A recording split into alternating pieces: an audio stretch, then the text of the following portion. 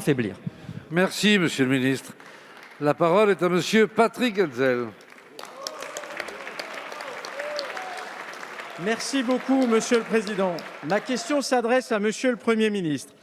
Monsieur le Premier ministre, depuis votre arrivée au pouvoir, la dette française s'est littéralement envolée pour désormais atteindre plus de 3 000 milliards d'euros, soit 120% du PIB français. Les Français ne s'y trompent pas et considèrent que le président Macron joue au Père Noël avec l'argent public que nous n'avons pas et qu'il n'a pas. Toutefois, derrière cette envolée de la dette se cache un second problème.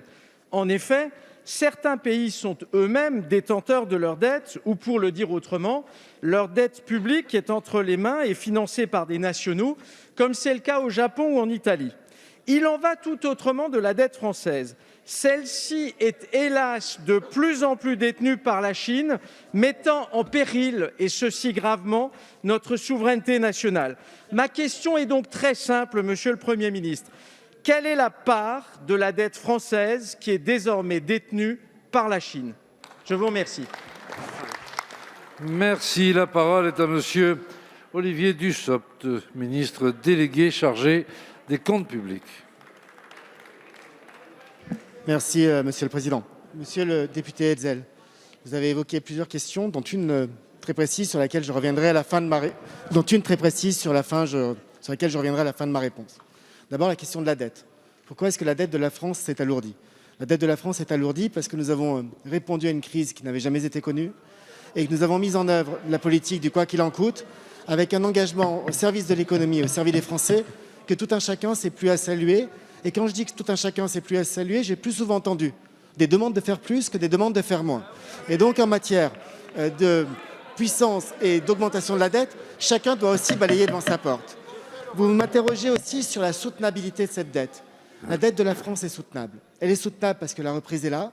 Elle est soutenable parce que chaque fois que nous générons de la croissance comme nous le faisons, nous sommes en capacité de faire face à nos engagements.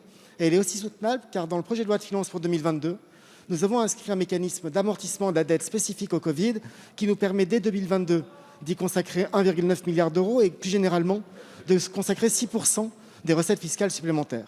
Et enfin, vous nous interrogez sur la composition et l'identité des détenteurs de la dette. C'est un sujet qui est éminemment complexe dans la mesure où beaucoup de cette dette fait l'objet de discussions, de transactions sur les marchés financiers avec une modification des détenteurs finaux de manière quasiment instantanée. Ce que je peux vous dire, peut-être pour vous rassurer, c'est que notre dette se divise finalement en 4 quarts. Un quart qui relève d'investisseurs français, un quart d'investisseurs de la zone euro, un quart d'investisseurs de la zone hors euro, dont des grandes banques centrales internationales, et un quart de la Banque de France, avec une proportion qui croît compte tenu du programme d'achat des actifs de la BCE. Les banques centrales étrangères et les fonds souverains étrangers ne détiennent que 18% de la dette totale. Nous sommes loin de la situation de dépendance que vous n'êtes plus à décrire. Merci, Monsieur le ministre. Monsieur le député. Monsieur le ministre, votre réponse est éloquente. Vous n'avez pas répondu à quelque chose de très précis. Quelle est aujourd'hui la part détenue par la Chine? Vous n'avez absolument pas répondu et nous aimerions avoir une réponse précise à cette question parce que vous savez que c'est aujourd'hui extrêmement important et d'autres pays se posent effectivement la question.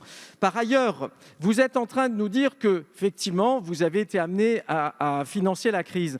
Mais les débats ont clairement montré deux choses. Les débats budgétaires ont montré que d'abord, vous financez bien plus, c'est-à-dire que vous avez laissé aussi filer la dépense publique bien au-delà de la gestion de la crise. Et ça, vous ne voulez pas le reconnaître. Et puis par ailleurs, regardez ce qu'a dit la Cour des comptes elle-même et le Haut Conseil aux finances publiques. Votre budget, là aussi, est lacunaire, très lacunaire. Tout ceci n'est pas très sérieux, Monsieur le ministre. Merci, Monsieur le